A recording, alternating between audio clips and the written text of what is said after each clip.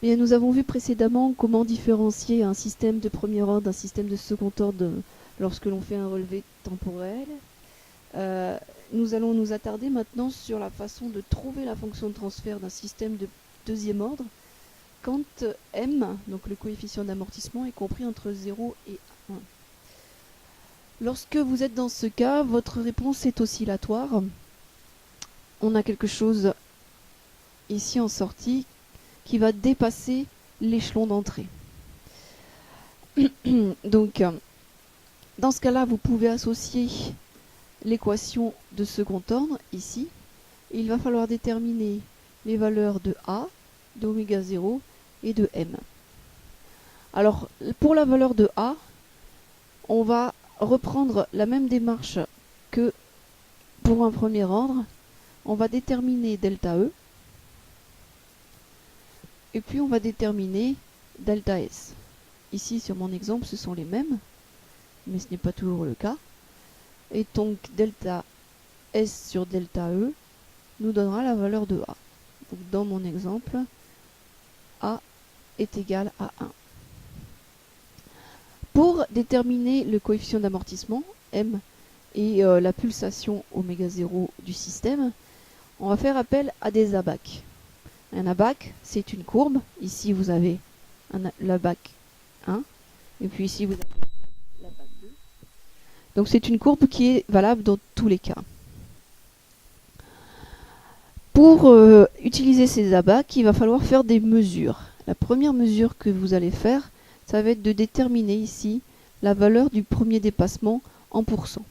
Ici, on voit que notre courbe dépasse jusqu'à 1,25, sa valeur maximum. Comme notre sortie, notre valeur finale de sortie est de 1, on dépasse de 25% la valeur finale de notre sortie.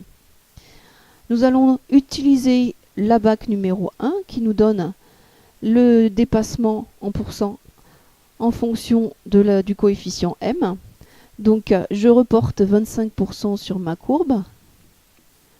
Et ici, je vais trouver la valeur du coefficient M. Donc on voit que l'on tombe pas loin de 0,4. Donc on va prendre un M de 0,4. Ensuite, la mesure suivante, ça va être le temps de réponse à 95%. Pardon. Pour ceci, on va tracer deux droites qui seront établies à 95% de notre valeur finale. Ça doit être ça. Et à 105%. Ça, c'est pour le cas d'un second ordre. Donc ici, vous avez 105% de delta S. Et en bas, 95% de delta S.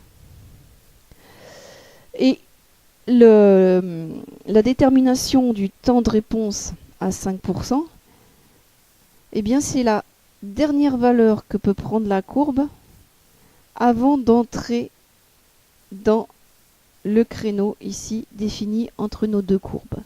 Donc ici, notre temps de réponse à 5%, il serait de 0,5 secondes. On le note TR 5% et il vaut 0,5 secondes. Il nous faut maintenant utiliser le dernier ABAC qui va nous donner le coefficient d'amortissement. Ici, on l'appelle Z, mais on peut l'appeler M aussi, MZ ou Psi parfois. C'est la même chose. Je reporte à 0,4 qui est ma valeur de M. Et je vais trouver ici une valeur qui va correspondre environ à 7 et qui va me donner mon oméga 0 fois TR 5% qui est égal donc à environ 7.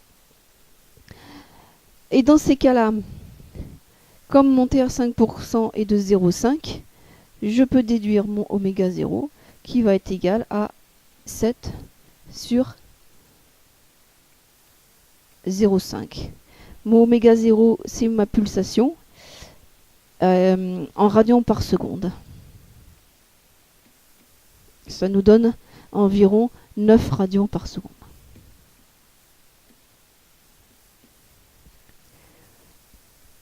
Voilà, donc au final, l'équation que vous allez pouvoir écrire, c'est 1 sur 1 plus 2 fois m que l'on a évalué à 0,4 fois p sur oméga 0 qu'on a évalué à 9 plus p carré sur 9 au carré. Et voilà votre fonction de transfert définie.